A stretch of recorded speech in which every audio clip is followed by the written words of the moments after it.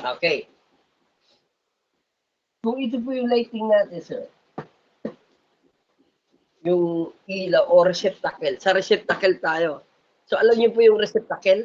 Oh, yung Yung sa nilalagay bumbilya. ng bumbilya.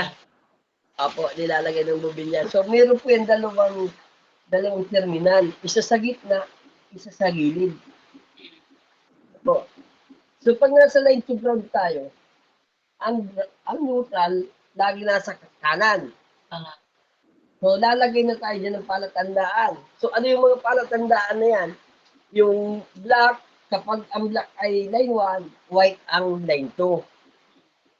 Kapag red ang line 1, black ang line 2. So, yung isa na yun sa palatandaan natin sa mga takil. So, ang line 2, kinukulit natin sa gilid ng receptacle. Okay. Para maging uniform, lahat ng ilaw, line 2, laging nasa receptacle. Okay. So, hindi na malilito ang electrician. Diba? Dapat sa pag-wiring pa lang, nasa ayos na. Para pagdating ng maintenance, kaya na okay na yung building. Kumbaga sir, ay mag-maintain ka na lang eh. Kaya tinawag tayo maintenance. So, i-maintain mo na lang yung building eh. Okay na yung wiring. Eh kung ang problema naman ay sa pag-wiring para ay mali-mali na, so hindi maintenance ang kailangan natin. Repairman. Repairman. Magre-repair kailangan natin, hindi maintenance. Okay. So, dapat sa una pa lang, maayos na ang building sa pagwawiring pala. Kaya nga binayaran yung electrical eh. Para maayos yung pag-wiring. Para kasunod, maintenance na lang. So, hindi na madudubli yung may-ari. So, although sa mga bahay-bahay, maliit lang yung bahay-bahay. So, kahit nagbabaligtaran, hindi na papansin. Hindi yan pansin, pero pansin yan sa mga building. Kasi mga negosyante yan. Diba? Okay, so, pero dapat sir, kahit sa mga maliit lang na bahay, ginagawa rin yan kasi yan ang practice. Kapag pag nagsanay ang isang electrician na barabal, kahit malaking building niya o maliit na building, ganun rin magiging kasanayan niya. Diba? Ganun rin magiging kasanayan natin. Iilaw rin yan. Ang nasa isip na, iilaw rin yan. Nagkamali na, hindi pa babaguhin. So, kasi nasa isip, iilaw yan. Kahit nabaligtad ko yung kahapon. Opo, iilaw rin. So, hindi na babaguhin. So, dapat maging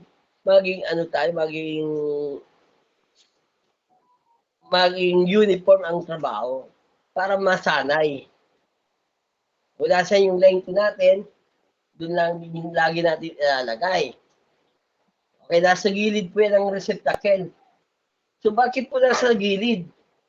So, 0 volt po yan, sir. Diba? 0 volt. So, kung ang receptacle natin, 0 volt yung tabi niya, hindi yung gilid, so hindi tayo makakaroon ng aksidente. Na pag nagpapalit ng pag nagpapalit yung may-ari ng bulb, nakahawak siya dito, ay kung ito yung live wire, yung gilid, so pwede ma-aksidente yung may-ari. Okay, sasabihin ng electrician, bakit hindi mo i-off ang breaker? So, hindi po basta-basta lang i-off ang breaker. So, pag naisip ng may-ari ay naka-off na ang switch, ang tendency ng isip niyan, wala ng power kasi hindi na umiilaw.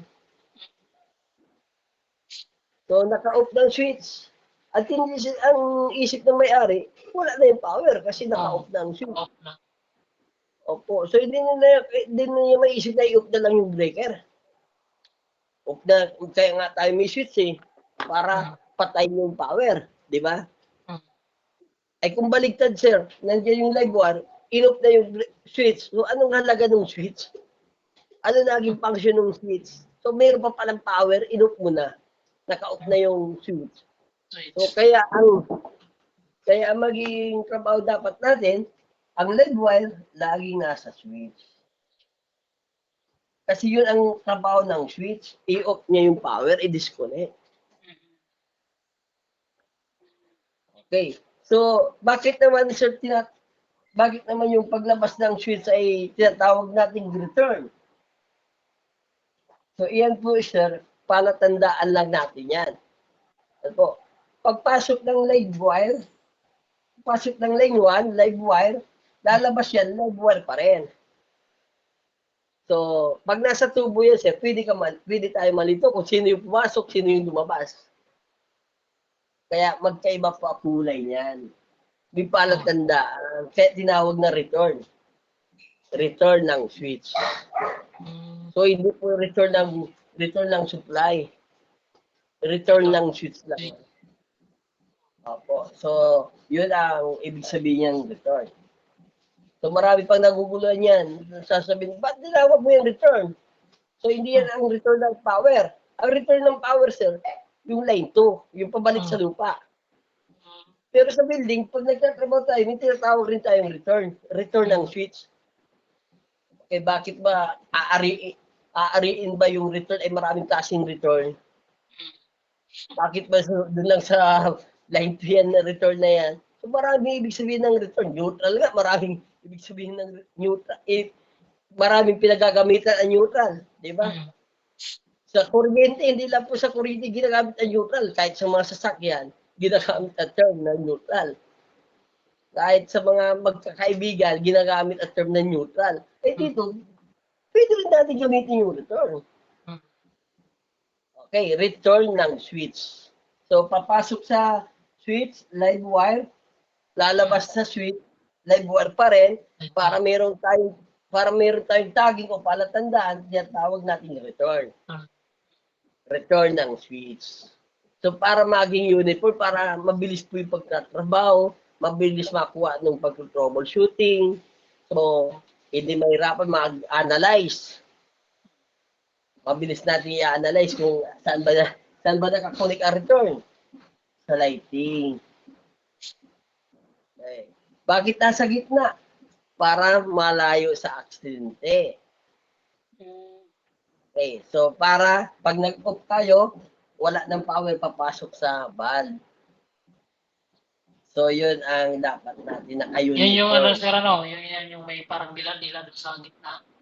Opo, yung may dila sa gitna. So, ang ito, yung nakakunik sa live wire. Diyan ko kunik. Opo, yan yung sa live wire. Okay. So, hindi natin tinatawag yan na positive, negative. Line 1 or line 2, o live or neutral. So, hindi yan tinatawag na positive na negative. So, pag meron tayo sa ginagawang ganyan, sa pagtatrabaho, so hindi tayo malilito, hindi tayo makakaroon ng barabaligtad na trabaho. Hanggang sa dulo ng lighting natin, hanggang sa dulo ng building, galing lang ng ganun yan, sir, magiging uniform yan. So, ano ba dahilan, sir, nung mga problema ng mga building? So, patapos na yung building, nakikita na yung hindi pa umiilaw, mayroon nang pumuputok yung mga breaker.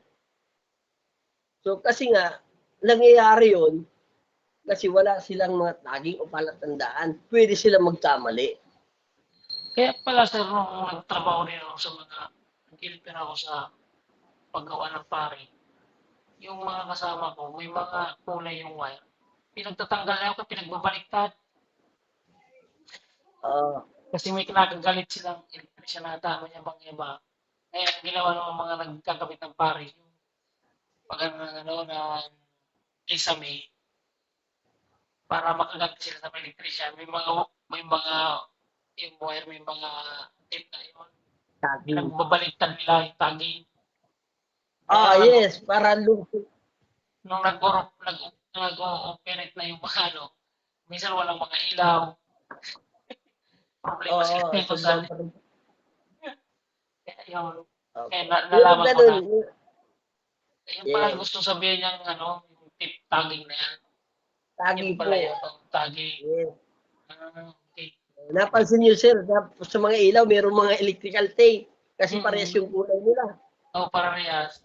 Tapos nilagyan lang ng tape na blue sa kabla. Pero yung wire na gamit na pula, lahat Ah, pula, pero yung palatandaan nila sa tape. yes, sir. Gano'n. So, alam na agad nila. So, hindi na sila makangila-hila, hindi na sila babalik dun sa box kung alin yung live wire. So, Oo. pag nakita nila may tape, ilalagay na yun sa receptacle. Di ba? Ang problema sir, yung mga kasamahan ko noon, ninakagalit na elektrisyan, yung tape, tinanggal, pinagpalit-palit. Apo, yes. Gano'n na naging problema sa isang building. Kaya, sir, dapat kung tayo electrician, kung yung mga electrician dapat, sir, mapagkumbaba din. Kasi Yeah. kasama nila, makisama, sir, sa ano. Ay, kung mayroon tayong makakagalit dyan, sir, tayo maapektuhan. Di ba? Mm. Tayo maapektuhan. So, mga sir, ay, makipagkaibigan tayo sa mga forman, sa punto, sa mga Oo. nagsisiling. So, nandiyan ka sa Feeling buhay yan, mga natin. kasama ko. Opo. Kasi, lagi silang sinasabi na, oh, ba't nyo ginalaw itong ganyan to, ganyan, ganyan. Yung ginawa nila. May alam din yung kasama ko sa pag-elektrisa. Kaya yun, sinalahura yung gawa nila din. Nung Wala. nagsiling na sila, nahirapan na sila mag-repair. Yes, ganun ang mangyayari sir talaga. Isa sa ulang. Ayan, kasi ikaw mawawalan tayo na electrician ang mawawalan sa isang building. Mm. Kaya ngayon ko Electrician. nalalaman yung rig tayo kaya high tip tayo na may ano pala. Safe. Yes, safe. So, hindi po yung gatla lang, yung ang tawag doon gatla ba, tawag doon sa Bicol, yung Tigtipan pinababalatan lang. Oo. So, hindi po yun talagang dapat lagyan mong tape kasi ang purpose nun, yung susunod na electrician, dapat alam rin nila. Alam din. Oo. Opo, alam rin nila. Okay, kasi sa training ng isang electrician, kung ikaw ang papasok sa isang building, kung lalabas ka sa isang building, aalis ka yan, dapat yung history ng isang building, i-transfer mo doon sa susunod. Yan Diba? pala yung Parang, mga electrician may mga kulay minsan may blue, black, tapos may white sa blue. opo, yes, ganun Yung pala po. yung mga ano nila, ibig sabihin mga tape, mga Opo, waiting na. so, di ba sinabi ko na nung una pa lang na dapat may rin tayong tagging dapat gawin, hindi naka-display lang. Hindi sinasabi na, hindi sinasabi binabasa lang natin. Dapat gawin sa trabaho. Oo. Sasabihin ng isang electrician, alam ko na yan. Alam ko naman tagging yan. E, paano pagtatrabaho, hindi naman ginagawa. Hindi na.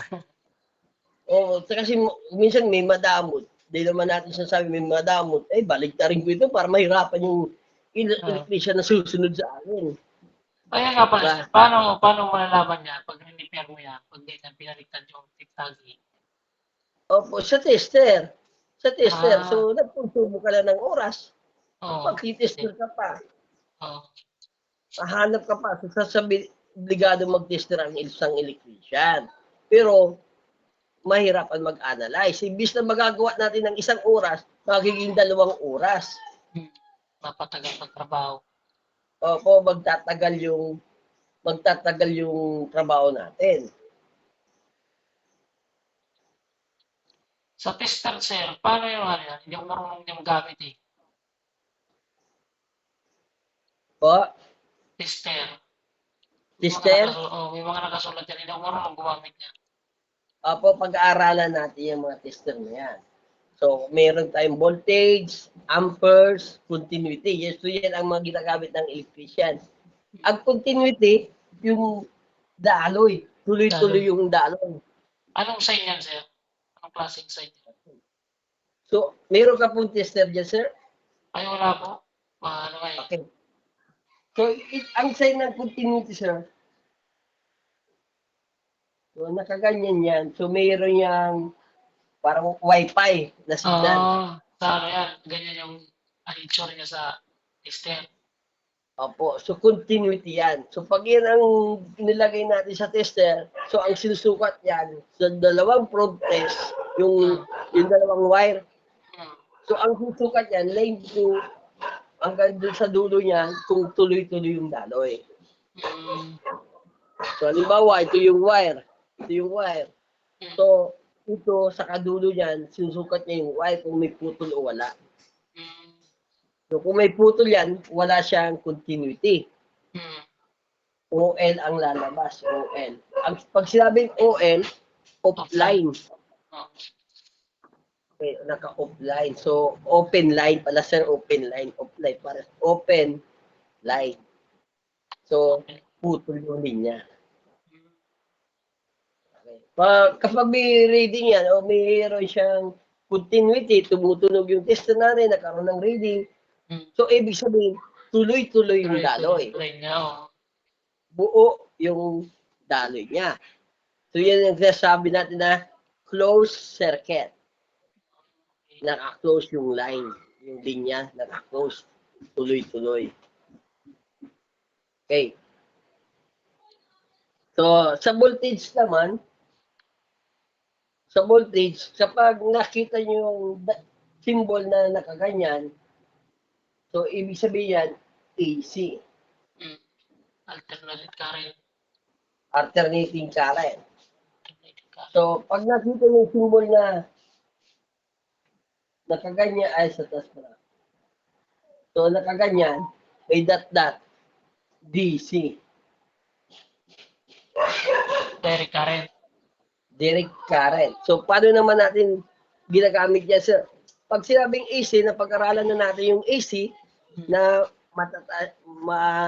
yung ginagamit natin ng voltahe na 110 volts, pataas. So, AC yun.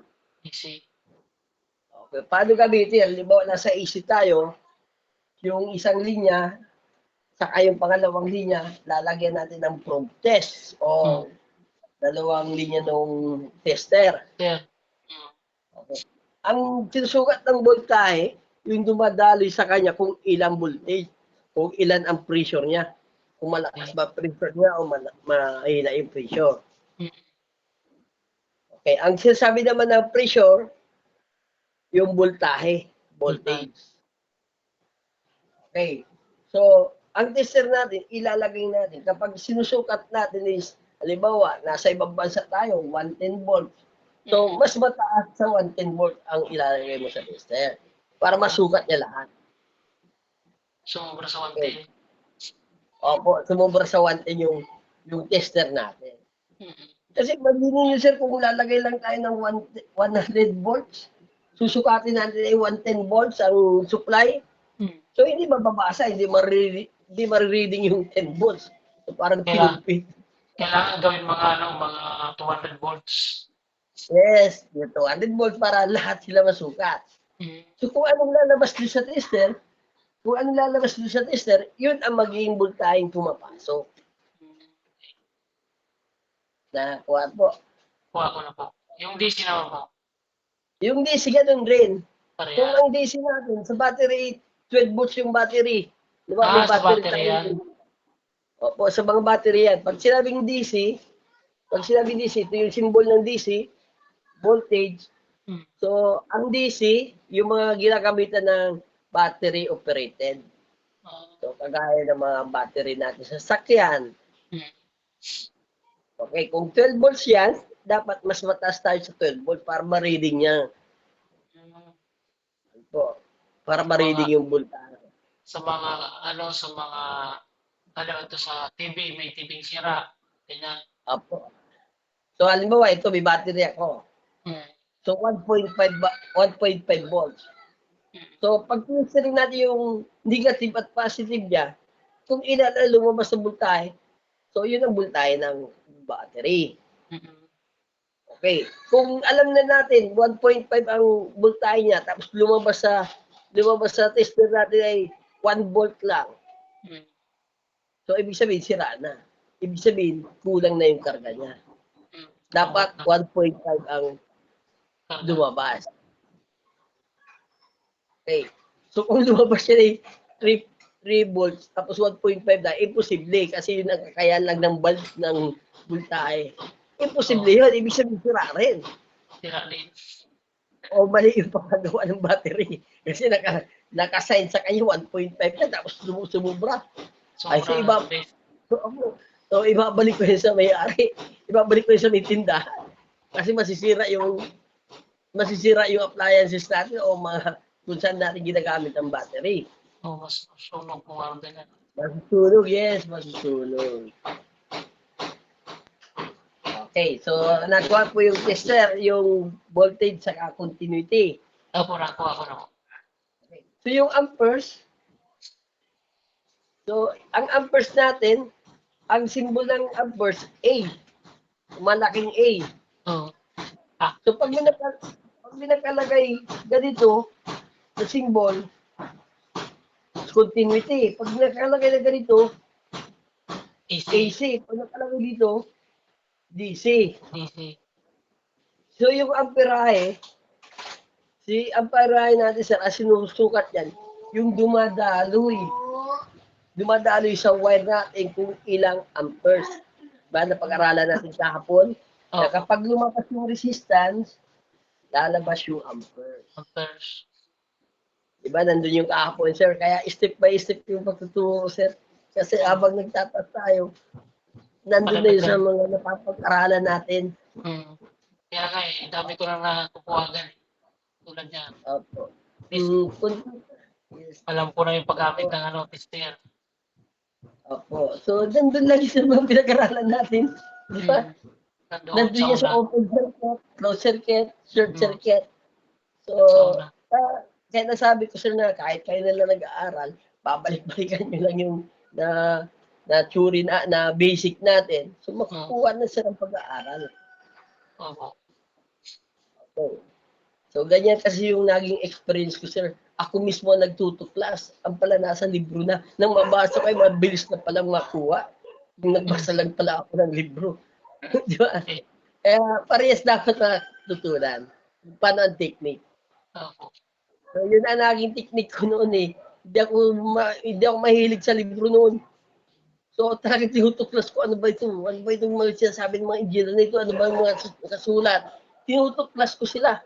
Sarili ko, akala ko nga, ako ang naka-imbento, nandun na pala sa libro. Sa libro? Opo. Kaya pag nagbasa tayo ng libro, maunawaan natin yung libro kung alam natin yung function nila. May mga function po sila eh, di ba? Kaya kailangan din ang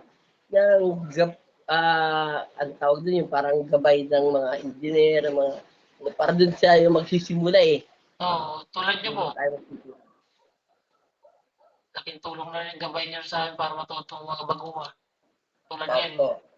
Yes, tama po. Kaya kailangan rin natin yung mga master electrician, kung tayo may mga kilala na mga ganyan. So, kaya tayo sumasama sa kanila, yung mga electrician, kaya sila sumasama doon para makakuha ng idea. Ganda yan. Apo. Kung sakali man may magpaayos dito. Pag nakuha na natin yung mga idea na yun, sir, mapapag-aralan mo na mag-isa. Di ba? Ma-analyze yun na po. Di ba, sir? So, magaan na. Kumbaga, sir, sabi nga na iba, padami ng padami, pahirap ng pahirap. So, hindi po. Padami ng padami yung ilaaral natin, pagaan ng pagaan ang pag-aaral. So, hindi po yung pahirap ng pahirap. Mahirap lang magsimula. Opo, yes, ay unawaan po yung... Ang totoo niyan, mahirap talaga magsimula. Hindi yung pahirap ng pahirap. So, umpisa, pag naintindihan mo na, pagaan na. Magana. Madali na. Pag-ano. So, kasi makakasarili tayong idea, maiisip natin, ito pala yung ibig sabihin nito, ito pala yung ibig sabihin niyan. Diba? Minsan sasabihin ay pahirap ng pahirap yan.